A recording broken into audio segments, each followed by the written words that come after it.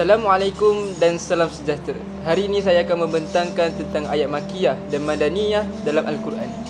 Ayat Makkiyah ialah ayat yang diturunkan sebelum hijrah Nabi Muhammad SAW ke Madinah.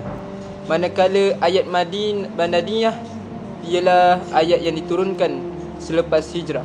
Pembahagian ini merupakan salah satu cabang penting dalam ulum Al-Quran. Menurut kajian yang diterbitkan dalam Jurnal Ulum Islamiyah oleh Helmi Aris, Ahmad Sanusi Azmi dan Nur Afifi Alid pada tahun 2025, pengelasan Makki dan Madani sangat penting untuk memahami konteks sebenar sesuatu wahyu.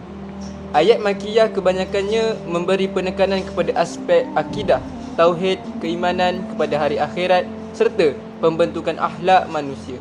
Gaya bahasanya ringkas, kuat dan menyentuh jiwa.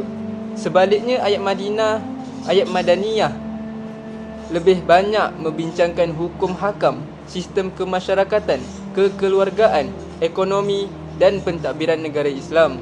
Kerana ini kerana masyarakat Islam di Madinah sudah berkembang dan memerlukan panduan kehidupan yang lebih lengkap.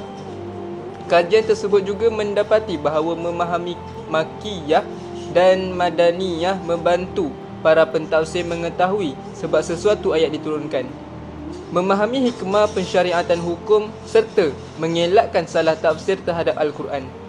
Kesimpulannya, ilmu Makkiyah dan Madaniyah bukan sekadar mengetahui lokasi atau masa penurunan wahyu, tetapi merupakan kunci penting untuk memahami mesej Al-Quran secara lebih tepat dan menyeluruh. Sekian, terima kasih.